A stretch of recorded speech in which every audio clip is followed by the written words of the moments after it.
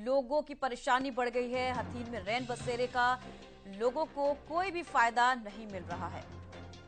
तो रैन बसेरे के बाद भी सड़क किनारे सोने को लोग मजबूर हो गए हैं और ये उनके लिए बहुत ज्यादा ही तकलीफदेह है, क्योंकि लगातार ठंड का असर तो देखा जा रहा है, ठंड बढ़ रही है, लेकिन ऐसे में लोगों को जो समस्या हो रही है वो जस की तस बनी हुई है।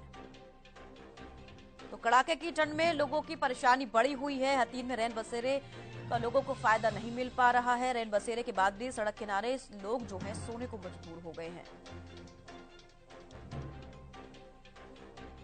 तो हथीन की तस्वीरें आप देख रहे हैं। रैन बसेरा बनाया हुआ है सरकार ने, लेकिन वहां पर कोई सुविधा नहीं है, कहीं पर रैन बसेरा ही नहीं है और लोग सड़कों पर रहने के लिए मजबूर हैं। रैन बसेरे के बाद भी सड़क किनारे सोने को लोग मजबूर हैं, क्योंकि रैन बसेरे में कोई सुविधा नहीं है।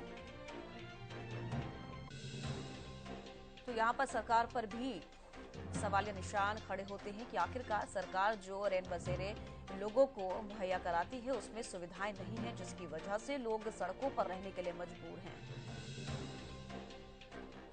तो बड़ी जानकारी आपको दे रहे हथीन से। ठंड का प्रकोप जो है पूरे उत्तर भारत में देखा जा रहा है और ऐसे में हथीन की तस्वीर आपको दिखा रहे हैं, जहां पर लोग सड़कों पर रहने के लिए मजबूर हो चुके हैं।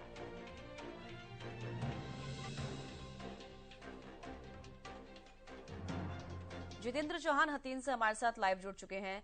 हथीन से लगातार ये खबरें आ रही हैं जितेंद्र की रैन बसेरा तो है लेकिन वहां पे सुविधाएं नहीं है, या फिर रैन बसेरा ही नहीं है। ऐसे में लोग जो है सड़कों पर रहने के लिए मजबूर हो रहे हैं और उत्तर भारत में इस तरीके की अभी ठंड पड़ रही है कि झेलना मुश्किल हो रहा है।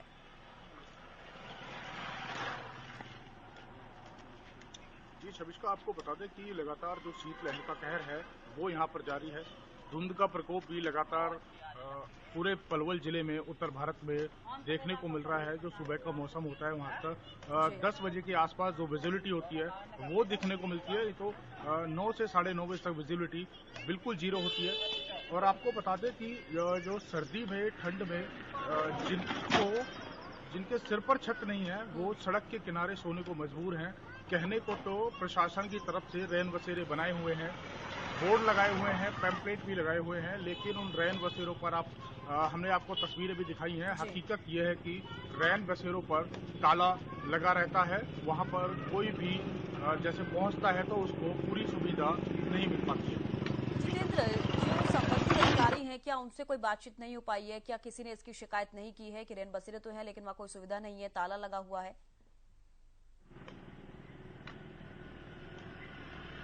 इस बारे नगर पालिका प्रशासन से हमारी बात हुई थी, तो जो नगर पालिका सचिव है उनका कहना है कि नगर पालिका का जो काम था जगह मुहैया कराने का वो हमने करा दिया है।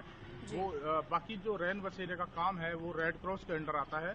लेकिन अब बात है कि इसमें हमने जब एसडीएम से संपर्क करना चाहा तो अभी सुबह हमारा संपर्क नहीं हो पाया। जल्दी इस पर हम प्रशासन के जो आला अधिकारी हैं उनसे बात करेंगे कि आखिर रैन बसेरा बनाया गया है प्रशासन की तरफ से, तो जो लोग हैं गरीबी रेखा से नीचे जिनके सिर पर छत नहीं है उनको वो सुविधा मिल क्यों नहीं रही? बिल्कुल, और जो वो सड़क पर बनाए सोने गए के हैं लिए रैन मजबूर बसेरे, क्यों है? सुविधा मिलना बेहद जरूरी है। और जैसे कि आपने अधिकारी बोला हैं कि रेड क्रॉस जो है उनके अंतर्गत ये मामला आता है। अब देखना होगा कि वो कब तक इस चीज की सुध लेते हैं, क्योंकि कड़ाके की ठंड पड़ रही है, ऐसे में लोगों को बहुत ज्यादा मुश्किलों का सामना करना पड़ रहा है। जितेंद्र, बेहद शुक्रिया हमारे साथ जुड़ने के लिए और तमाम तस्वीरें भी हमें दिखाने के लिए।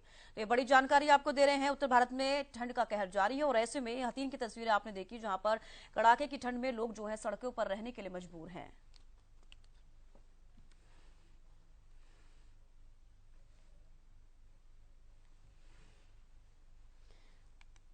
तो हथीन की तस्वीरें आप देख रहे थे, जहां पर लोग जो हैं सड़कों पर रहने के लिए मजबूर हो गए हैं, क्योंकि हथीन से लगातार ये खबरें सामने आ रही हैं कि सरकार जो रैन बसेरे बनाए हैं, सरकार की तरफ से, प्रशासन की तरफ से जो बनाए गए हैं, जो सुविधाएं लोगों को दी जा रही हैं वो सुविधाएं लोगों को नहीं मिल पा रही हैं, क्योंकि रैन बसेरों पर ताला लगा हुआ है, जिसकी वजह से लोग सड़कों पर रहने के लिए मजबूर हैं।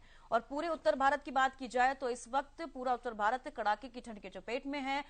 कड़ाके की ठंड देखी जा रही है, घना कोहरा छाया हुआ है। अब ऐसे में जो लोग घर रहते हैं उनको इतनी तकलीफों का सामना करना पड़ रहा है, तो जरा सोचिए उन लोगों के लिए जो सड़कों पर रह रहे हैं, उनकी फिलहाल क्या कुछ स्थिति होगी और वो मजबूर है।